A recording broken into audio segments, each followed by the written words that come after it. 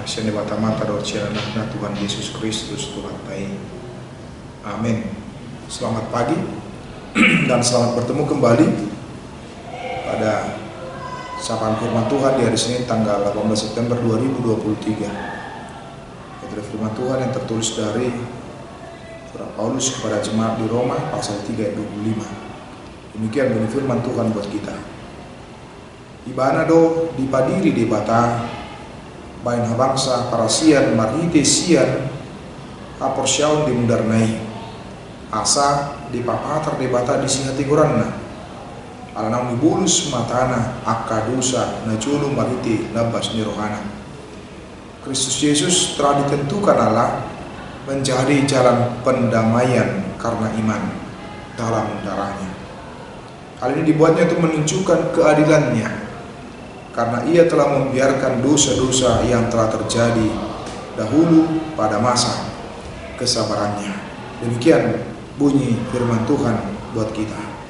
Saudara-saudari, Bapak Ibu, kaum muda, jemaat yang dikasihi oleh Tuhan Yesus Kristus. Paulus secara tegas dan secara jelas menyampaikan tentang pendamaian dan keadilan yang dilakukan oleh Allah. Sebuah inisiatif yang dikerjakan oleh Allah dalam rangka penyelamatan umat manusia. Di tengah-tengah kelompok tertentu yang masih mengedepankan hukum Taurat sebagai modal untuk memperoleh keselamatan, dan juga tidak luput di dalamnya orang-orang Kristen yang berasal dari latar belakang Yahudi juga masih memegang pemahaman yang sama.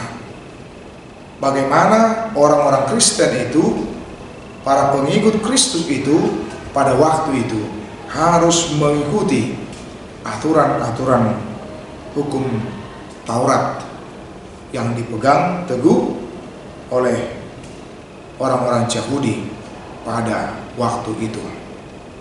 Di tengah-tengah situasi kondisi seperti itulah Paulus hadir menekankan secara baik dan secara benar bahwa keselamatan itu bukan oleh karena melakukan hukum Taurat, bahwa keselamatan itu bukan oleh karena ketaatannya kepada hukum Taurat, tetapi karena kasih dan kemurahan Allah di dalam diri Tuhan Yesus Kristus.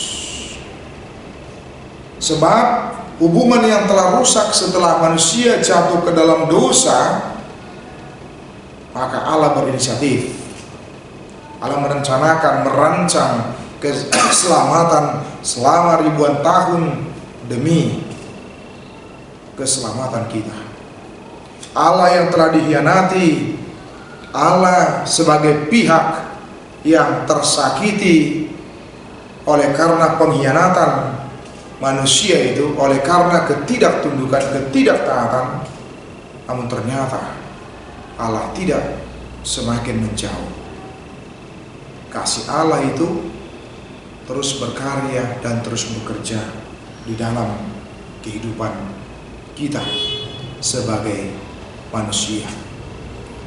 Allah berinisiatif untuk menyelamatkan manusia dengan disebutkan dengan menjadi manusia hadir di tengah-tengah dunia ini, dan kemudian dia harus mengalami siksa, derita, bahkan mati demi dan untuk kita.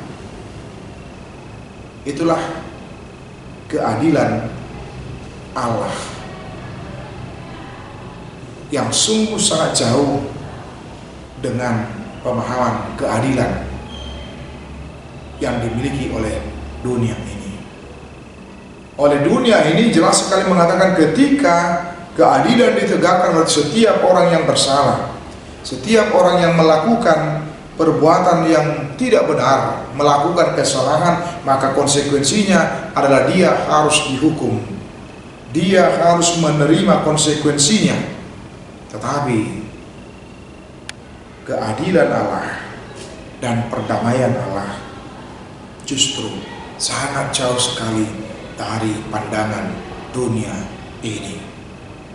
Justru di tengah-tengah pendamaian yang disampaikan, Allah sendirilah yang harus berkorban di dalam diri Yesus Kristus. Tuhan sendiri yang harus menjadi manusia untuk menyelamatkan manusia. Tuhan sendiri dalam diri Kristus yang harus menanggung derita. Dia harus mati demi untuk menyelamatkan kita. Itulah pendamaian, itulah keadilan yang dari Allah. Sebuah pendamaian, keadilan yang justru jauh dari apa yang kita pikirkan, apa yang kita renungkan. Tetapi pada saat ini kita diingatkan bahwa Kristus itu telah menjadi jalan pendamaian karena iman dalam darahnya, dan sekaligus dibuatnya untuk menunjukkan keadilannya karena ia telah membiarkan dosa-dosa yang telah terjadi dahulu pada masa kesabarannya. Mari gunakan momen, waktu dan kesempatan dan pendamaian yang dilakukan oleh Allah. Juga kita mau berdamai dengan sesama kita. Tuhan Yesus memberkati kita semua. Amin.